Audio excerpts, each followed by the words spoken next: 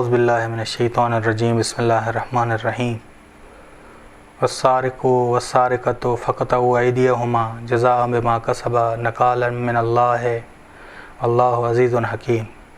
گفتگو جاری تھی سورہ مائدہ کے ترجمے کے حوالے سے، اور آیت نمبر 38 ہے کہ والسارق والسارق، سارقۃ چور مرد اور چور عورت کی جزا یہ ہے، فاقطعوا ایدیہما پس کاٹ دو ان کے دو ہاتھ کی 4 انگلیاں جڑ سے، انگوٹھا اور ہتھیلی نہیں، 4 انگلیاں جڑ سے، انگوٹھا اور ہتھیلی کے بغیر، جزاء بما کسبا یہ جزا ہے جو ان دونوں نے یہ برائی کی ہے، نکالن یہ عبرتناک سزا ہے، من اللہ خدا کی جانب سے، واللہ عزیز حکیم اور خداوند عالم غالب حکمت والا ہے۔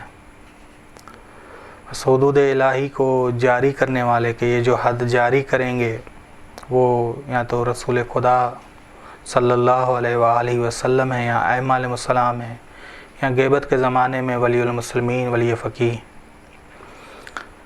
اول جو چیز سمجھنا لازمی ہے وہ یہ ہے کہ ہر چوری پہ ہاتھ نہیں کاٹا جاتا، بلکہ اس کا ایک نصاب ہے، جب تک 1/4 دینار تک نصاب نہ پہنچے، چوری نہ پہنچے، تب تک ہاتھ نہیں کاٹے جائیں گے۔ یعنی تقریباً 1.25 گرام سونا اگر کوئی چوری کرے، 1.25 گرام سونے کی رقم تک اگر کوئی چوری کرے تو اس پر حد جاری ہوگی۔ بس اگر اس حد تک رقم ہو تو اس کے ہاتھ کاٹ دیے جائیں گے اول۔ دوسری شرط جو چور کو سزا دینے کی ہے وہ یہ ہے کہ چور بالغ ہو۔ اگر وہ غیر بالغ ہو، یعنی بالغ نہ ہوا ہو، بلوغت تک نہ پہنچا ہو، تو یہ سزا اس پہ نہیں ہوگی۔ تیسری شرط یہ ہے کہ وہ عاقل ہو، ایسا نہ ہو کہ وہ دماغی طور پہ وہ کم عقل ہو، دماغی طور پہ وہ بلند نہ ہوا ہو، تو اس پہ یہ سزا نہیں، اس پہ یہ حد جاری نہیں ہوگی۔ زبردستی چوری نہ کرائی گئی ہو اس سے، یہ چوتھی شرط ہے کہ زبردستی اس سے چوری نہ کرائی گئی ہو، یہ چوتھی شرط۔ 5ویں شرط یہ ہے کہ چوری کے قصد سے آیا ہو، چوری کے ارادے سے آیا ہو، ایسا نہ ہو کہ چوری کے ارادے سے نہ آیا ہو۔ اگر وہ چوری کے ارادے سے نہیں آیا اور چوری کی ہے تو اس پہ بھی حد جاری نہیں ہوگی، چوری کے قصد سے آیا ہو۔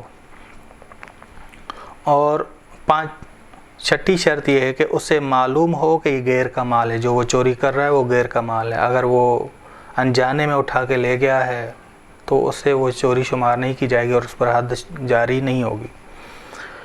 چور جانتا ہو کہ چوری کرنا حرام ہے،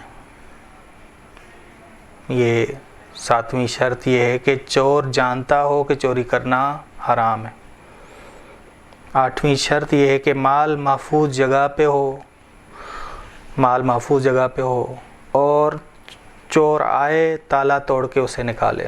ایسا نہ ہو کہ انسان نے اپنا مال کسی ایسی جگہ پہ رکھ دیا کہ جہاں چوری ہونے کا اندیشہ ہے، چوری ہو گیا ہے تو چور پہ حد جاری نہیں ہوگی، کیونکہ اس نے مال کی اپنی حفاظت کی نہیں، اور اپنے مال کی اس کو فکر کوئی تھی نہیں۔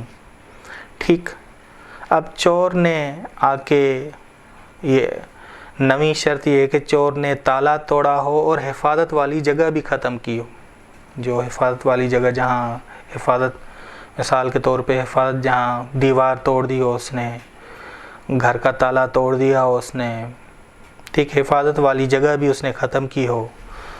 10ویں چیز یہ ہے کہ چور مجبور نہ ہو، اگر چور مجبور ہے تو اس پہ حد جاری نہیں ہوگی۔ 11ویں شرط یہ ہے کہ چور جس کی چوری ہوئی ہے اس کا والد نہ ہو، اگر اس چور جو ہے صاحب مال کا والد ہے تو حد جاری نہیں ہوگی۔ 12ویں شرط یہ ہے کہ چور قحط کے دوران، کہ قحط آیا ہوا ہے چوری نہ کرے، تب حد جاری ہوگی۔ اگر قحط کے دوران چوری کی ہے تو حد جاری نہیں ہوگی۔ 13ویں شرط یہ ہے کہ اس نے مال چوری کے عنوان سے اٹھایا ہو، کسی اور عنوان سے نہ اٹھایا ہو، مثال کے طور پہ کوئی مجبوری تھی کہ کسی اور عنوان سے اس نے اٹھایا، چوری کے قصد سے اٹھایا ہو، چوری کے عنوان سے اٹھایا ہو. ممکن ہے ایک شخص جو ہے بھول کے اپنا مال سمجھ کے اٹھا لے، اپنا مال سمجھ کے اٹھا لے کہ میرا مال تھا، تو اس پہ حد جاری نہیں ہوگی. ایک اور شرط کہ چور چوری کے بعد توبہ کر لے، اقرار کرے کہ ہاں میں نے چوری کی ہے، تب بھی اس پہ حد جاری نہیں ہوگی. ولی فقی ولی مسلمین اسے معاف کر سکتا ہے، اسے معاف کر سکتا ہے. بس ایسا نہ ہو کہ گواہ مقرر کیے جائیں، چوری بھی اس پہ ثابت ہو جائے، سزا اس پہ سنائی جائے، اس کے بعد توبہ کر لے، پھر توبہ قبول نہیں ہوگی، پھر اس کی توبہ قبول نہیں ہوگی. بس یہ اتنی شرائط ہیں، اس شرائط میں یہ حد جاری ہوگی. بس والسارق والسارقۃ فاقطعوا ایدیہما. اب دیکھیں آیت کا جو صدر ہے وہ یہ کہہ رہا ہے کہ ان دونوں کی ہتھیلیاں کاٹ دو، یعنی ہتھیلیوں کی جو 4 انگلیاں جڑ سے کاٹ دو، انگوٹھا اور ہتھیلی نہ کاٹو. ہمارے ہاں ہماری فقہ میں یہ، ہمارے ائمہ نے یہ بتایا. بس یہاں حد جاری کا کہا جا رہا ہے. اور ذیل آیت کو مد نظر رکھیں کہ ذیل آیت واللہ عزیز حکیم ہے، کہ خدا غالب اور حکمت والا ہے. یہ کتنی مطابقت ہے صدر آیت اور ذیل آیت میں. کاٹ دو ان کے ہاتھ، واللہ عزیز حکیم، اور خداوند عالم غالب اور حکمت والا. یہ قانون آپ ذہن میں رکھیں، قرآن آپ کو آسانی سے سمجھ آتا جائے گا. وصلی اللہ علی محمد اہل بیتہ الطیبین الطاہرین. صلی اللہ